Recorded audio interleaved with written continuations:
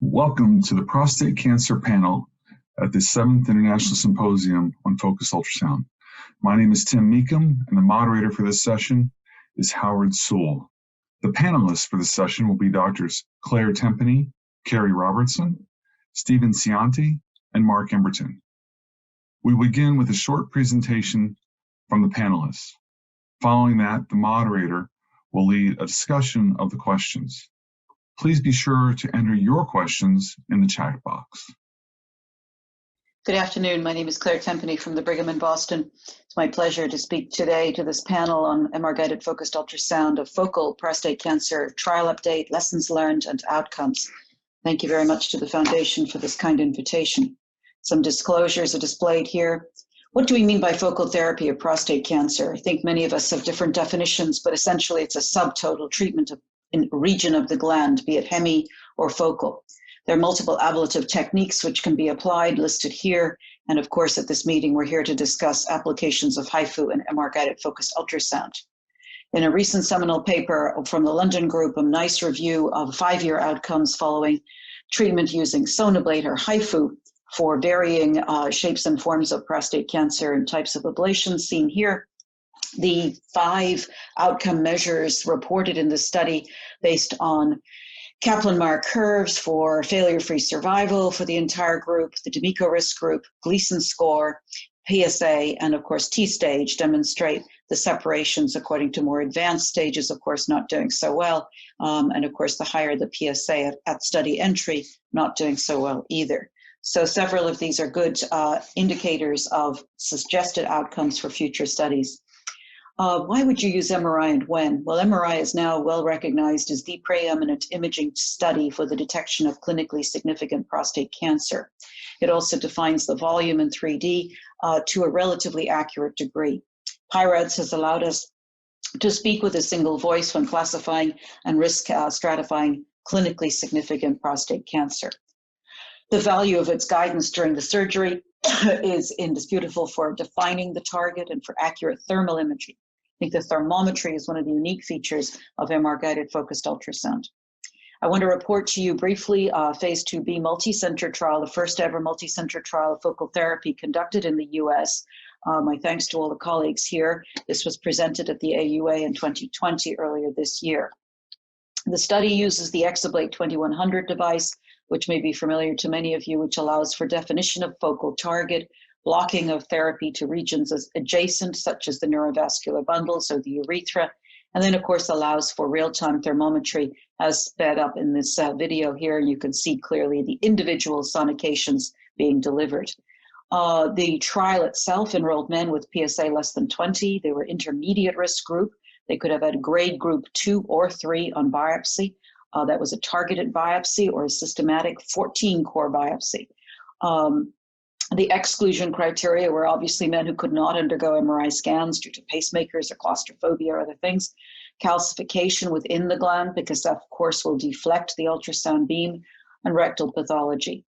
Here's the schema for the trial. Briefly, it was an MRI at entry, MR-guided focused therapy, followed by every 3 to 6 months, PSA's quality of life, every 6 months and 24 months, biopsies under MR guidance with both targeted and systematic. The methods, the goal was primary endpoints were 2. 1, look at the incidence and severity of adverse events associated with the therapy. And the second one, to eliminate intermediate risk organ-confined disease by image-guided biopsy. Secondary endpoints, of course, include the standard quality of life IPSS scores and others to determine the impact of therapy on the quality of life. The results in the first 100 patients are presented here. The average age 63, the breakdown of the races is presented here, and the grade group, the majority of these were in the grade group 2, 78%. Treatment time was short, less than 2 hours for each patient, for all patients. And the results, so 91% of men had no evidence of any prostate cancer in the treatment area based on MR-targeted biopsy at 6-month biopsy. 96% of those had no evidence of all of them had grade group 2 or higher. The second set of results of the serum PSA measurements can be seen here at baseline, and then following therapy, you can see on the box plot demonstrating the decrease in PSA scores. 24-month data is still being collected. Lessons learned, we've learned that we can go back in and retreat or redose essentially under heated areas within the gland. This can be done relatively easy if it's detected at the right time, in which MR guidance allows you to do this. So it's very important to ensure full coverage of the region to treat. Controversies in overall focal therapy really remain with patient selection. Who are the right patients for us to select? Is it an AS population of Gleason grade 2/3, such as the ones I've just demonstrated? How do we communicate across the heterogeneous methods and ablative techniques that we're using? And what do we do about follow-up? How do we image recurrence? I'll come to that in a minute. Measures of success, really, is it avoidance of salvage therapy that's necessary to demonstrate success? Is it failure-free survival? Quality of life profiles, the risk avoidance being a really key one for our patients. How do we capture that as a success metric? So how do we follow these patients after therapy? Standardized nomenclature and surveillance methods have been recently published by this international group represented on this slide. A nice paper earlier this year reviewed PSA imaging and biopsy and assessment outcomes and laid out a very comprehensive sequential series of tests and timing of tests that they propose to be done. The imaging test of choice is multiparametric MRI. It does remain under investigation. There may be other agents in the future that will perform better than MRI. But for now, 97% of people on the panel accepted that MRI was the best test, specifically the gadolinium enhanced, the early contrast enhancement in a lesion is suggestive of failure after focal therapy, and that was reached consensus at 81% level. This case on the right demonstrates a focal area of enhancement here at the 7 o'clock region within this bounded region, which is all necrotic otherwise apart from this area, but that does represent a failure to treat that region. So in conclusion, focused ultrasound, MR-guided focused ultrasound does appear safe and feasible. It is effective for grade groups 2 at a 6-month biopsy. We await the 24-month biopsy. We've learned some lessons, and we're still debating some of the outcomes, which no doubt will be discussed in this panel. Thank you very much for your attention.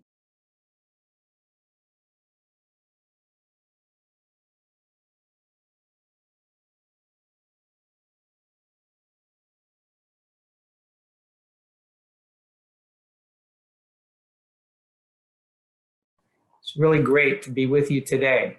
I've been tasked with the task of discussing patient selection and outcome criteria. So in terms of high-intensity focused ultrasound, US FDA approval in October 2015 prompted the adoption of whole gland or partial gland ablation in selected patients. And selection criteria for these patients may include prostate size, tumor location, tumor focality, tumor grade, and patient comorbid conditions. Post-HIFU assessment is determined by a definition of success, either by PSA stability, biopsy status, tumor imaging, progression to additional HIFU, or progression to alternative approaches of definitive therapy. And the timing of such follow-up is guided by the physiologic effects on tissue and the possibility of detection of residual disease at reasonable time points. Prostate imaging may signify disease location, PSA marker pattern may signal active disease, and prostate biopsy may identify new or persistent tumor cell populations. Grade grouping is very useful in determining low, intermediate, and high-risk group patients. Here we see the 14-year follow-up data of whole gland HIFU from the Munich group, showing clear differentiation between high-risk disease and low-risk disease. In a similar study, 2011, over 2,500 patients with whole gland HIFU therapies using Phoenix criteria for failure were biopsied, and long-term biochemical disease-free rates presented, yielding the issue that despite frequently very acceptable low biopsy positive rates, over time, high-risk patients do worse. Similar data have been published also showing 10-year cancer-specific survival and 10-year metastasis-free survival for whole gland HIFU with multiple repeatable therapies. In our own clinical trial for FDA registration, 135 HIFU subjects were enrolled. These patients were low risk by D'Amico criteria and had HIFU as a monotherapy. 24-month prospective post-HIFU biopsies were performed, as well for cause. Biopsy course pre-therapy had a negative biopsy rate of 71%, and the biopsy course post-therapy had a per-core negative biopsy rate of 92%. This was a significant change. Here we see this depicted also as a 29% baseline per-core biopsy positive rate, dropping to a 7.7% per-core biopsy positive rate. In Delphi consensus formats, criteria for repeat biopsy post-HIFU and imaging post-HIFU have been published, with traditionally a 6 to 12-month treatment period, as well as rising PSA triggers. So the definition of treatment, success, or failure is important. An acceptable result, despite persistent or recurrent disease, could include a Gleason grade 3+3 disease at low volume. But a failure would be Gleason 3+4 or 4+3 disease, regardless of core length. Similarly, in the treated zone, immediate success would potentially be based on imaging. However, a biopsy would, despite showing low-grade and low small volume Gleason 6 disease, could continue to be considered a success, but a failure would be Gleason 3+4. In the untreated zone, similar criteria for failure can be applied, but any foci of clinically significant cancer requiring further therapy should be considered a failure, both in patient selection but in outcome. And the role of mpMRI is helpful, whether that with a coil or not.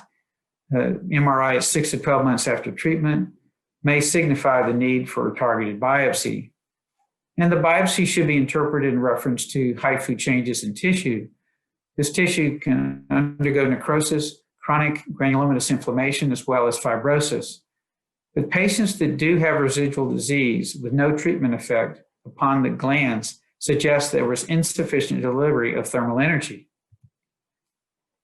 And however, that residual disease may be acceptable, but with caution, one should accept a Gleason 3+4, and additional treatment should seriously be considered for 3+4 with greater than 0.2 cc volume or greater than or equal to 4+3.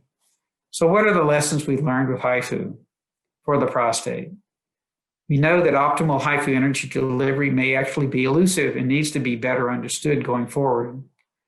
Biopsy positivity may not predict immediate failure for low or intermediate risk disease, and imaging may be informative but still not be definitive. The criteria of failure is evolving for all ablative therapies and may be subject to long-term results reinterpretation based on patient outcome and not necessarily the presence or absence of residual disease. And finally, HIFU treatment failure for high-grade disease is similar to that of other therapies, thus signaling a multifactorial causation. I look forward to discussing this with you. Thank you very much.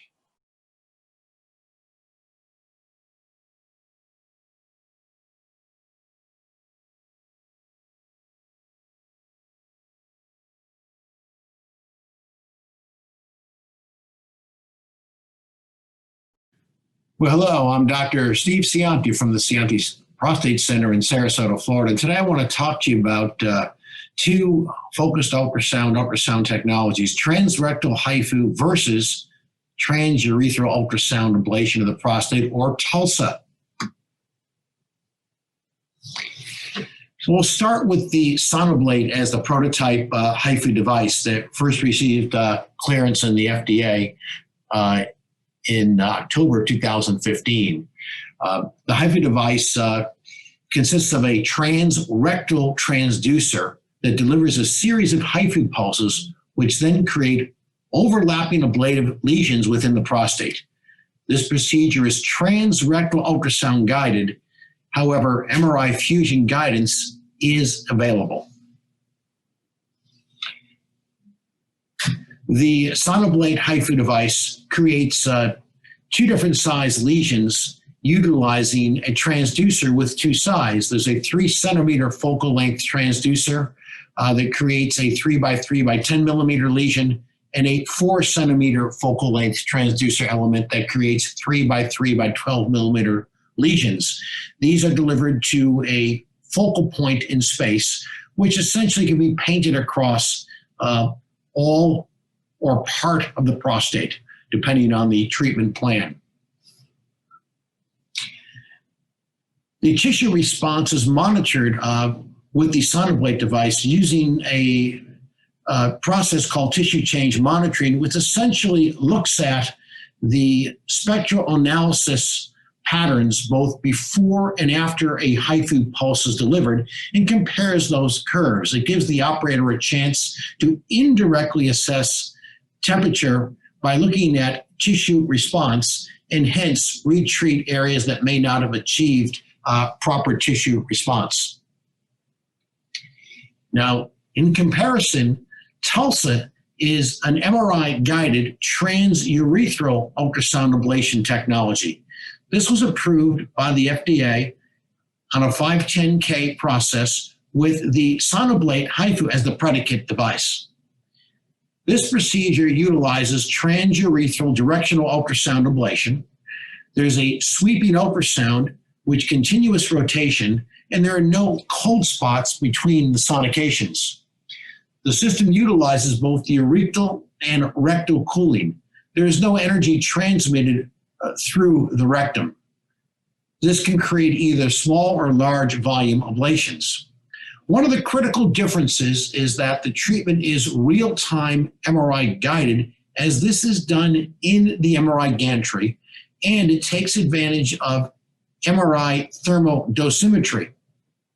This does allow for customized treatment planning on live images without the need for ultrasound to MRI fusion or image registration. It allows for the treatment zones to be visualized interoperatively as well. The system features an automatic temperature feedback control software, which adjusts the power, frequency, and the rotation rate, and thus the energy delivered through the targeted area. This does compensate for differences in attenuation on tissue characteristics. This is not a focused ultrasound technique, but simply a directional beam which propagates along a radius as the transducer rotates in a circle around the prostate. This does provide very conformal ablation with millimeter precision. Now, obviously, one can treat as much or as little of the prostate as the operator or surgeon requires.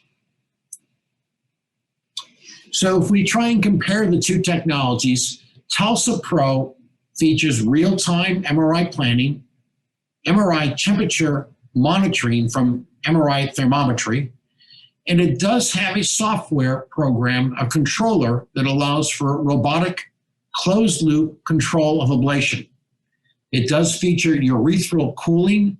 The energy emanates from a central position in the prostate with a transurethral source and a base energy that propagates along a radius out towards the edge of the prostate. Now, the system also features continuous rectal cooling.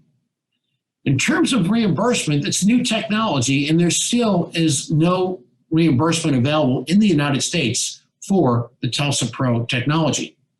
Now, HIFU has been in the United States now for 5 years and certainly used throughout Europe for over 20 years. This technology features ultrasound images which are registered to pre-treatment MRIs, so thus MRI fusion as well as ultrasound guidance. There's no direct temperature monitoring, but there is monitoring of the tissue response by tissue change monitoring software, which does indirectly infer temperature. The energy is delivered in terms of a series of overlapping voxels or volumes of tissue treated, in which this is really a rasterized focal heating point by point. It does allow for focused delivery of energy to a small region of the prostate, and then the lesions are simply overlapped to encompass as much or as little of the prostate as planned to be treated. The energy does transmit through the rectum, and there is rectal cooling as part of the system.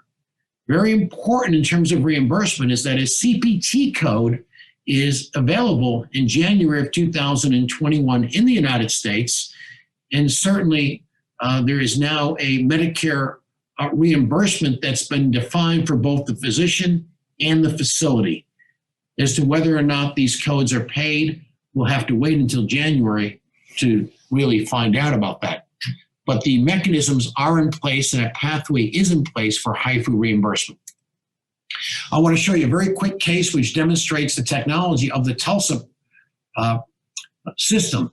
This is a patient that had unilateral anterior disease. He had a PIRADS 5 MRI lesion at the left anterior base to mid-gland with the prostate, which was relatively small at 26 cc's. As like most of our patients, there was a strong desire to maintain both urinary and sexual function. A partial gland ablation was planned with preservation of the patient's right posterior quadrant. One can see on the left-hand side of the screen in the blue map, that's the baseline MRI thermometry plot. We can see in the middle view a segmentation of the prostate throughout the mid-gland and the treatment planning in the sagittal plane. As the treatment is delivered, the TULSA Pro transducer rotates in a 360-degree rotation or to any extent as determined by the treating surgeon. This obviously is speeded up and is not real time, but you can see that the treatment plan was to preserve the tissue between the 6 o'clock and the 8 o'clock position or the right posterior quadrant. The colored pictures in the center demonstrate real-time MRI thermometry plots with yellow temperatures at approximately 58 degrees centigrade. The treatment report at the conclusion demonstrates the maximum temperatures on the second line. Yellow and red indicates temperatures all above 58 centigrade. A cumulative dose plot, thermal dose plot shown in yellow, again showing preservation of the right posterior quadrant, and a MRI post-contrast administration demonstrates an excellent ablation volume, especially of this anterior lesion, with preservation of the right posterior quadrant. This procedure took approximately 2 hours in total, including setup of the device, induction of general anesthesia, imaging, treatment planning, delivery of ablation, and recovery of the patient. When establishing a program, there are many considerations that need to be taken into account. One must consider partnering with either a hospital or, in our situation, a freestanding imaging center.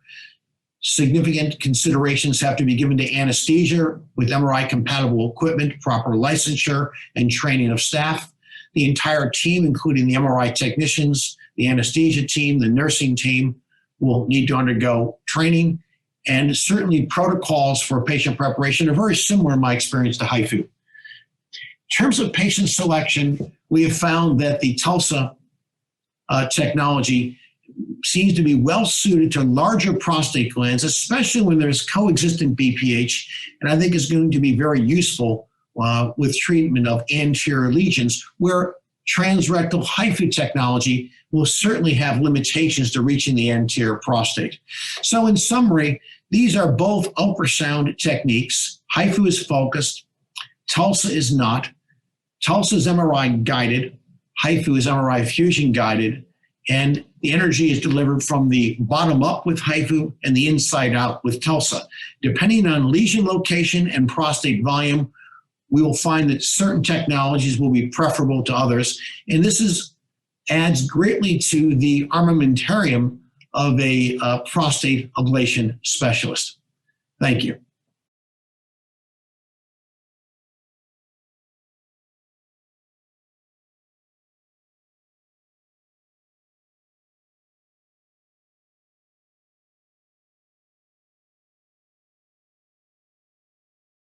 Hi, my name's Mark Emberton, and I'm here to give you 5 minutes on failure and rescue mechanisms and management of recurrence. This is a question that every patient asks when considering a treatment and is one of the areas of uncertainty in relation to focal therapy. This case is a man who had 3 types of recurrence, and I'm going to go through them in detail. He had moderate risk disease, had iodine seed brachytherapy with an external beam boost, and had a good initial result, but the PSA started to rise a few years later, and he was referred when the PSA was 1.2. Here you can see the MRI showing the brachytherapy seeds. You can see here the prostate in coronal, and you can see here the beginnings of a sign of recurrence in the left anterior horn of the prostate at the base. And that's confirmed by the increased perfusion that you can see there, and also the long B scan here, which gives it away completely. He underwent Nanoknife electroporation to this within field recurrence. So this was an attempt to treat his measurable disease. And this is something I did some time ago. I was pleased with the result. Initially, we got good confluent necrosis in the part of the prostate that I was aiming at. I was perhaps a little bit concerned that the necrosis didn't go inferior enough. So we kept a very close eye on things. And whilst initially it looked very good indeed, in time, there was some evidence of recurrence just inferior, or just at the edge of field of the treatment area. And you can see the increased gadolinium there, and again the long B, which again is often the most useful sequence in detecting recurrence at the left anterior horn of the prostate, below the area that I treated initially. He now underwent a focal high intensity focused ultrasound. This is his 3rd prostatic treatment, and you can see again good confluent necrosis, but perhaps a little short of the lesion that I was attempting to ablate. So the first one was too long and this one was too short. So we watched it very carefully to see how it was resolved. And I was particularly interested in that little focus of perfusion, which could be a vessel or could be very early recurrence. You can see that the treatment extended all the way into the seminal vesicles, so it was a very good treatment, but maybe just short of the distance into the prostate that I was indeed after. However, the late post-treatment imaging looked good, and there was no sign of recurrence and no evidence of any disease, with a PSA static at 0.2. So he was monitored for a while, but the PSAs again crept upwards, 0.2, 0.3, eventually 0.5 micrograms per liter, which was the trigger for further imaging. And this time it looked as though he had out of field recurrence. So in other words, recurrence in the right seminal vesicle, which was confirmed on PSMA PET. The biopsies to the left-hand side, which are the 2 areas I undertook salvage treatment on, were negative, but unfortunately he had new disease in the right seminal vesicle, which is Gleason 4+3 with a maximum cancer core length of 2 millimeters. So what have we seen in this unfortunate individual who's had to go through sequential therapy? I think we've seen failure after primary treatment, and this was either residual or recurrent. Recurrent disease is difficult to discriminate from residual disease, but hopefully in time with molecular studies we'll be able to make sense of this. He then underwent an edge of field recurrence after the Nanoknife electroporation. What are the reasons for that? Possibly the wrong energy source, understaging, or inefficient propagation of the energy to generate sufficient margin. He then underwent an out of field recurrence, or possibly a metastasis into the right seminal vesicle. And again, this is probably just following the natural history of disease, that there was probably microscopic elements in this right seminal vesicle in the first place, or they landed there as part of the metastatic process. How can we mitigate these events? Well, planning is important. Fortunately now there's software which guarantees the margins. We can define what kind of margins we want, and then we can plan in order to fulfill those margins. I think that's making a real difference to my ability to generate the margins I'm after. And in this planning, and here we can see a patient with a very large anterior tumor that's very close to the capsule in the anterolateral component. And on this gentleman, we would want a very generous margin, which you can see here. And that was achieved, and that's much more likely to give him long-term freedom from disease or indeed any future progression. So in summary, Failure is unfortunately associated with all cancer therapies. Nothing is immune from it. Our initial therapy often dictates what we do next. Much can be done to mitigate both early in-field failure and late out-of-field failure. Case selection, planning are probably the most important components of that. Thank you very much.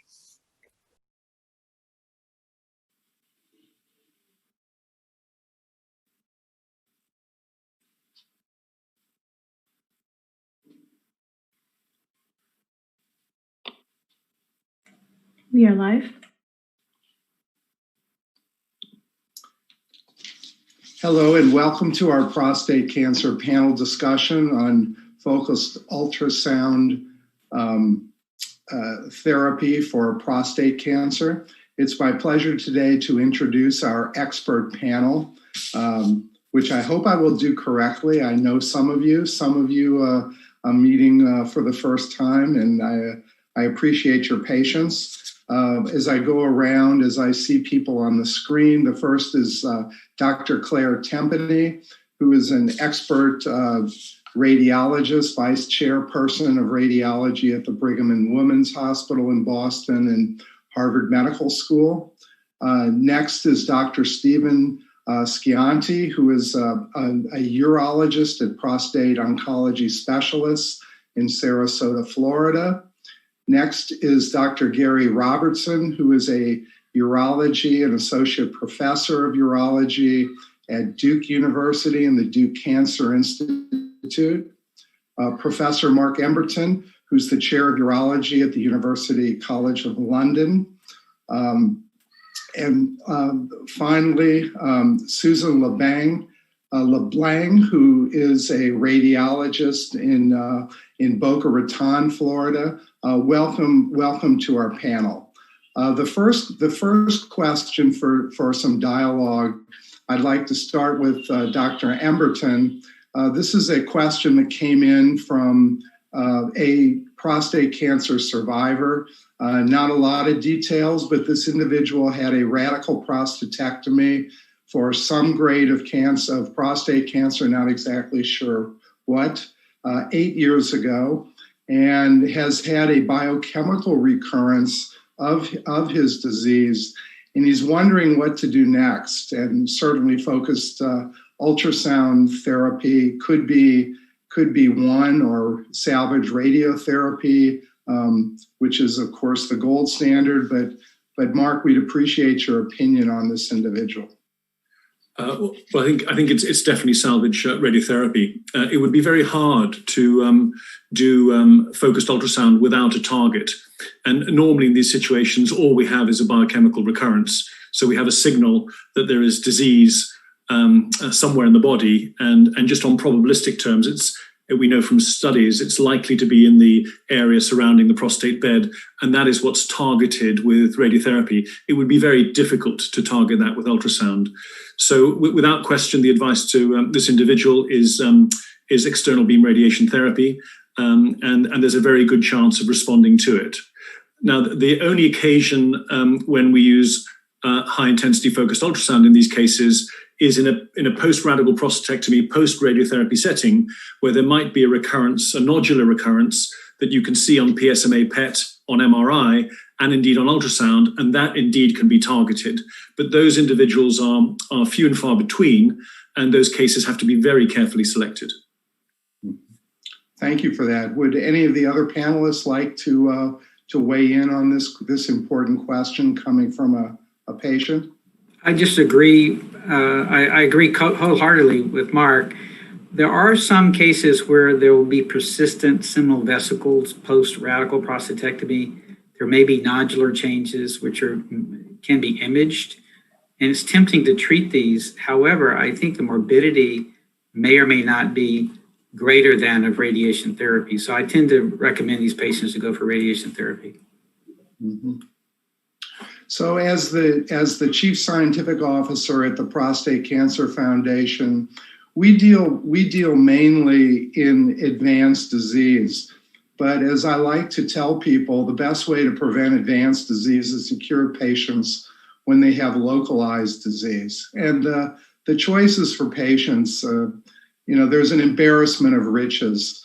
And MR-guided focused ultrasound, when Dr. Cassell first taught me about this technology many, many years ago, before any patients were even dreamed of being treated, it became apparent that doing clinical trials to compare the efficacy of focal treatment to more whole gland ablation as is performed during surgery or current radiotherapy procedures was going to be difficult.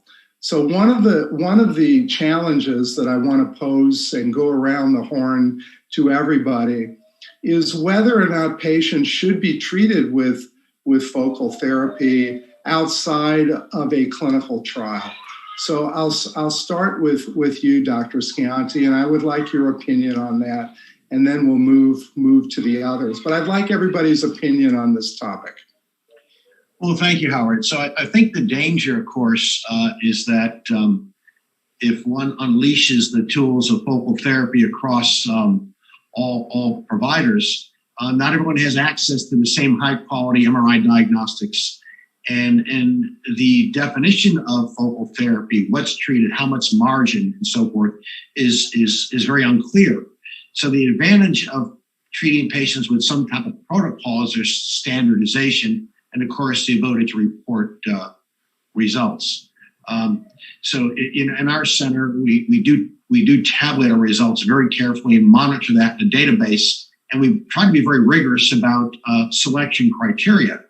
But the danger, of course, is that people generalize that, and one gets a sort of a hodgepodge of different treatments, all considered focal therapy, which is no standardization. And sometimes that allows for patients who are really not good candidates for focal therapy to receive treatment. So I think in general, the answer to your question is the ideal situation is under some sort of defined protocol with reporting of results. And Dr. Tempany, how do you approach this at the Brigham? Well, my expertise is in imaging, as you mentioned, and I think the very first step has to be to get a high quality image of whatever disease is in that gland before you make decisions about focal therapy or subtotal gland therapy, depending on how you define it. And so, yes, I think that MRI of the prostate is becoming very well established, multiple guidelines now supporting that before biopsy, before treatment, to define focal lesions and exactly, as already mentioned, to determine volume and margins. There's still work for the imaging world to do on the volume question in 3 dimension, because that, of course, predicts the total tumor volume, tumor burden within a given gland. And we have been participating, as I presented earlier, in the Insight Tech trial here with Adam Keibel and Kwok Trin at the Brigham, where we've evaluated patients in a prospective clinical trial meeting the criteria. We don't do anything outside the trial. So that's been our approach here at the Brigham. And Dr. Robertson at Duke, how do you approach this? We've been approaching the HIFU population and a prospective registry or database format. As we participate in the registration trial for the single device we used previously, we have narrowed our selection criteria. Every patient who goes through mpMRI at Duke is carefully followed. But I agree with you that the best way to learn information about a technology is to have prospective trial comparisons. But we're at a point now where we're really comparing devices and we're looking for standardization of endpoints. I think our discussion about endpoints will really help us a lot. Mm-hmm. Dr. Emberton? So no, I think we've been doing this now for 13 years. There's not much that we don't know about focal therapy. The only thing we really don't know is what the outcomes are beyond 10 years. We are learning now about out-of-field changes. So there are several series now that are reporting on that. So we know the safety profile. We know the early oncological outcomes. We know the medium-term oncological outcomes. In a multi-center setting and a randomized setting. There is very little we don't know. In fact, we know more about focal therapy than many of the other interventions that we have. To insist on the counsel of perfection that everybody is included in some kind of trial that doesn't exist, that will never will exist, has issues of practicality and also ethics. And by ethics, I mean access, equity of accessibility. So clearly, in focal therapy, just like everything else, we need to follow up our patients all the way through to death. We need to collect our outcomes, and we need to make sure that we are performing at absolutely the best level. That's not a trial. That's a duty and a responsibility that we have for everything that we do. And I would argue that that's what we should be doing.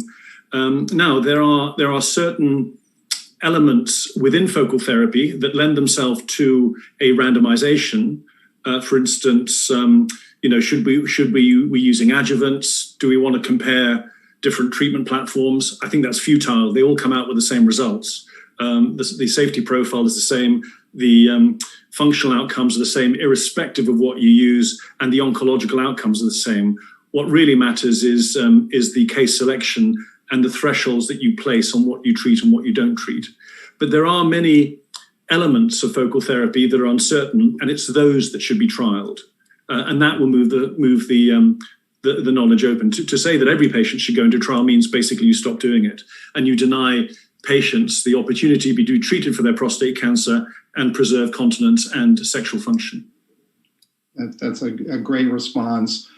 Dr. Tempany, you made the wise statement that this all starts with proper imaging of the prostate. Could you briefly tell us what the challenges are of MR imaging of the prostate? I know there's a lot of variability. If it's done at Duke or UCL or the Brigham, I have no doubt, or UCLA, there's no doubt it's going to be outstanding, but there seems to be variability in the community setting. I'm wondering if you could just comment on the status of MR imaging of primary prostate cancer. Yeah, well, thank you for that question. I get asked that all the time.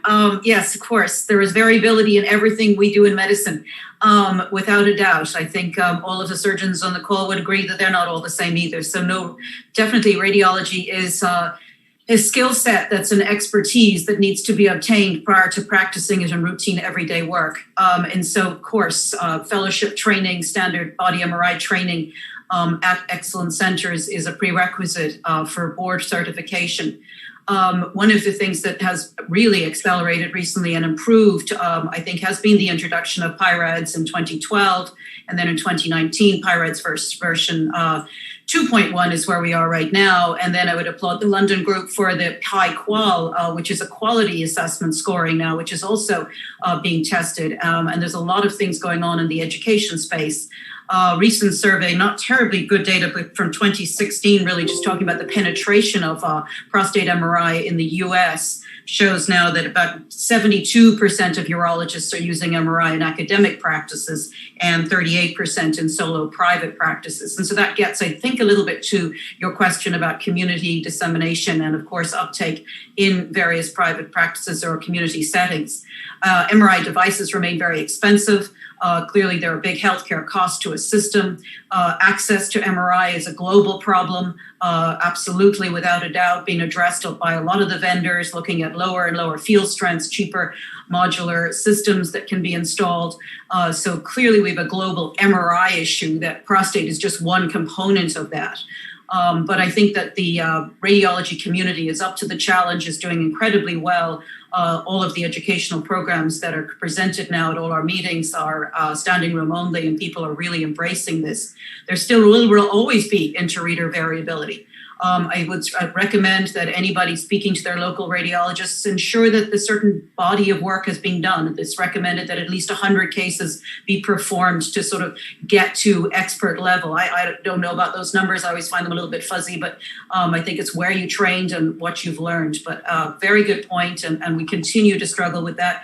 PIRADS, just as the co-chair right now, we're focusing on quality exams as a #1 priority. Yeah, I would just add to that, we were fortunate to receive an outstanding young investigator application from Dr. Moore's group in London, Mark. And he's a young radiologist, very interested in artificial intelligence application to the interpretation of radiology images. So we're all very hopeful that in the future, some of what radiologists do will be supplemented and supported with new technology that I'm sure Dr. Tempany, you're very active in as well at the Brigham. So I want to move to Dr. Schianti right now and pose a question to both you and Dr. Robertson on, because hopefully there are patients watching this who might be interested to know the ideal patient characteristics, who will benefit most from your experience from focal therapy. I'm wondering, Dr. Schianti, if you could comment on that, please. Well, I think the patients most interested in focal therapy are patients, and this is a very general statement, that really prioritize their preservation of function. And most men really do. The question is, are they candidates? Do they have a disease burden that allows for focal therapy, a disease location in which critical structures can be preserved? For example, bulky disease that invades the neurovascular bundle, we don't have much chance of preserving erectile function in a case like that. So it's case selection, which is important, but it's patient preferences. This is a doctor-patient relationship in which we can have a really candid discussion about the patient's disease, the disease burden, the location of disease, and what the risks really are for recurrence, particularly out-of-field recurrence. So I think it really comes down to a very in-depth shared decision-making process between the treating physician and their patient. Dr. Robertson? Yeah, so I've thought about this a lot, and the ideal patient is the patient's going to have the best result from the treatment, which means the lesion can be identified, it can be reached or targeted accurately, sufficient energy can be delivered, and the grade of the cancer may or may not matter, but I think the issue is the higher the grade, the greater the probability of disease outside the organ of the prostate. So patients expecting to have a good effect of their therapy should have low morbidity and excellent local control. So to that point, those patients should have organ-confined disease, small gland, or easily targeted focus. I think Mark had made the point. We know about HIFU, we know what it can do. We choose the right device for the right size gland. But my ideal patient would be the low intermediate grade group 2 patient, reasonable size prostate, and a good location, usually postero-lateral.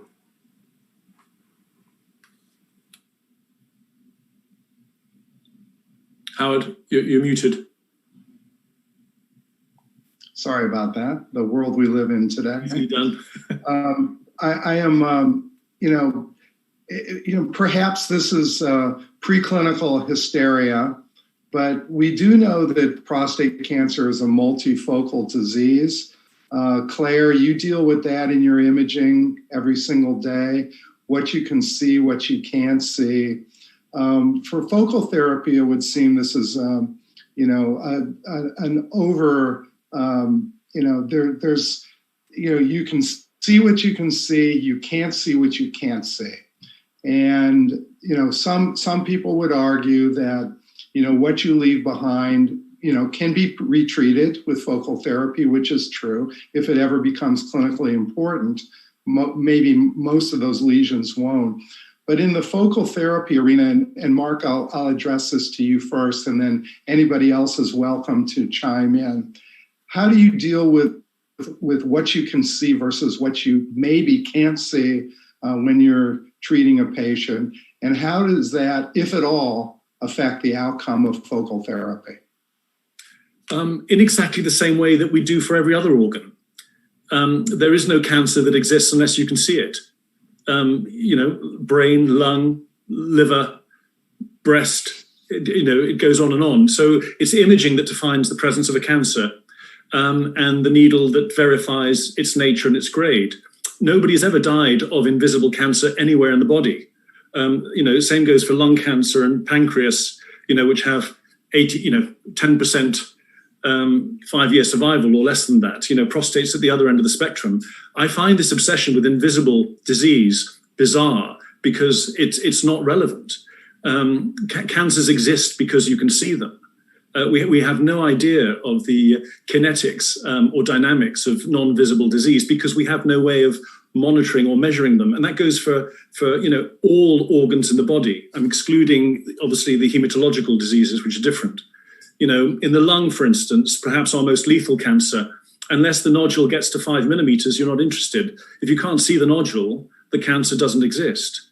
And it's interesting, I reviewed a paper this morning. The more we learn about this, in Invisible Cancer, a beautiful paper, which hopefully will be published, is saying what a lot of these, invisible cancer looks very much like the background tissue in terms of the genetics and the gene expression. So I find this obsession with invisible disease very, very strange. Mm-hmm. I mean, not an obsession, but just an acknowledgement that it can exist. I know, maybe I hear one-sided from UCLA, but, there's the occasional hysteria over something that showed up in an active surveillance patient years after the primary staging of the disease. But I would ask that anybody else on the panel could weigh in on this topic. I think it's important to recognize to the audience that the prostate is the only organ that is selectively, systematically, randomly biopsied to diagnose a malignancy. I don't know of any other cancer that's not diagnosed based on an image or a physical finding. Thank goodness we're changing that. Yeah. And the other thing is Claire, no, go back to Claire. I couldn't hear your comment. Yeah. I'm sorry, I shouldn't have interrupted. I just was tempted to say we're changing that paradigm, thank God. Thank goodness. And just recognize that from my interpretation of the MRI literature, 50% of Gleason grade 6 disease may not be visible, but it may not be significant. And we do have indolent tumors in other organs that we know exist, and we choose to be conservative on their follow-up and therapy. So I think looking for perfection is a fruitless errand. Okay, that we're just looking for cures, and I think most of your patients are getting cured, so that's a very good thing. I'm wondering, and anybody, I don't have to ask all the questions. If somebody has a burning issue or a question they would like to put forward, that would be absolutely wonderful. But there was one question that came in from the founder of the Focused Ultrasound Surgery Foundation, Dr. Neil Cassell, that I would like to ask to Dr. Emberton, since he's had some experience with this technology.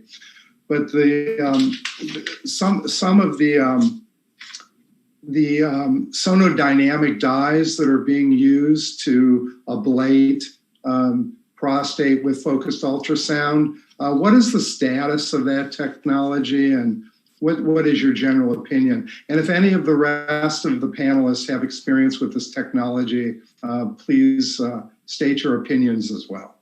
So I'm not surprised on the origin of the question. This obviously looks hugely into the future.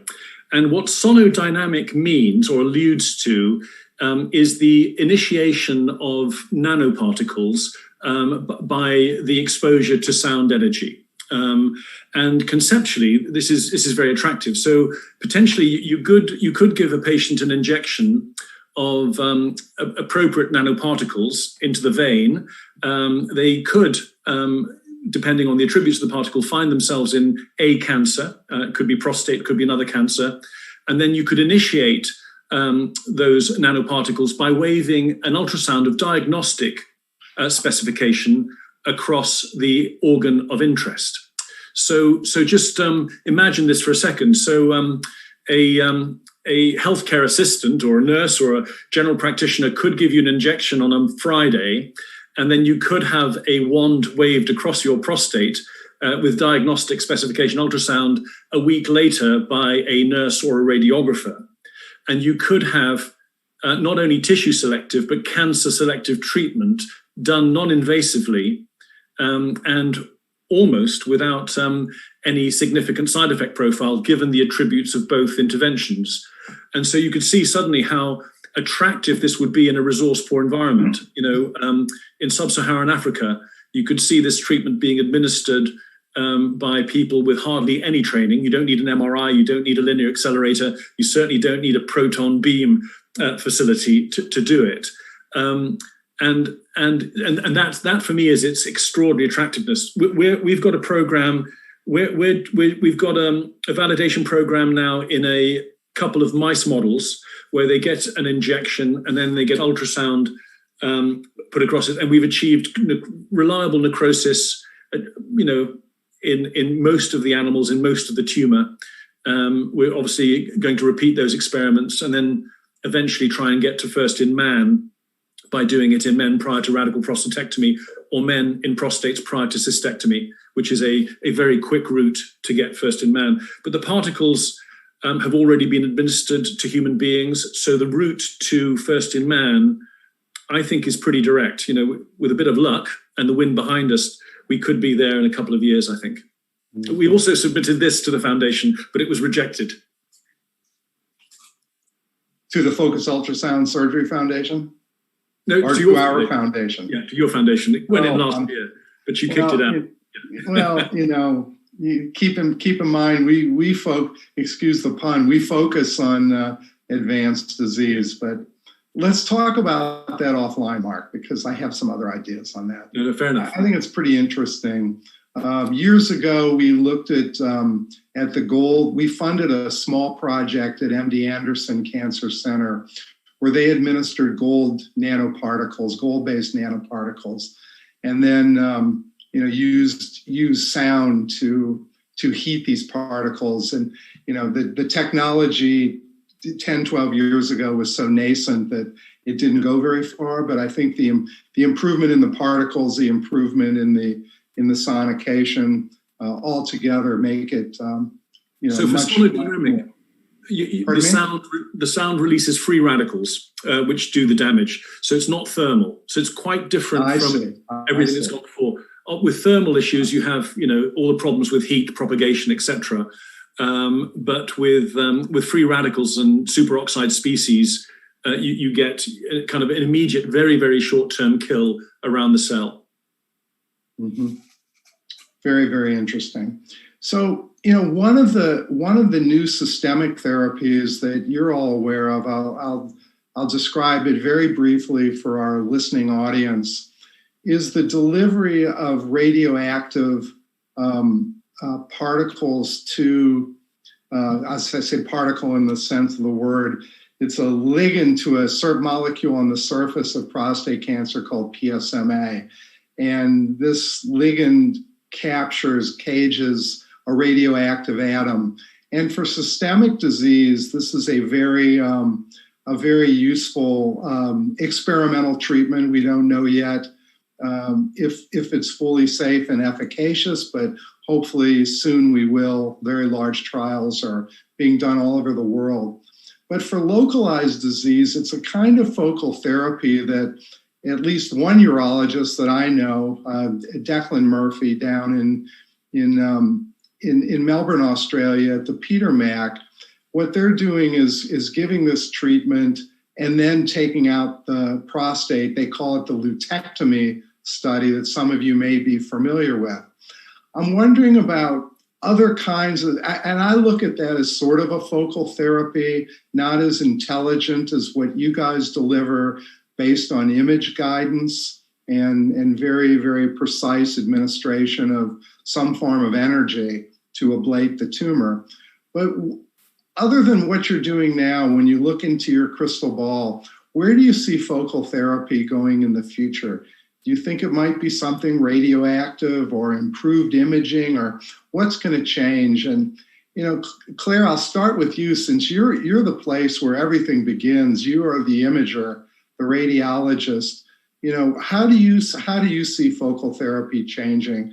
And then we'll go to Dr. Cianti, Dr. Robertson, and Dr. Emberton, because I'm really interested in your crystal balls on the future of this very precise technology.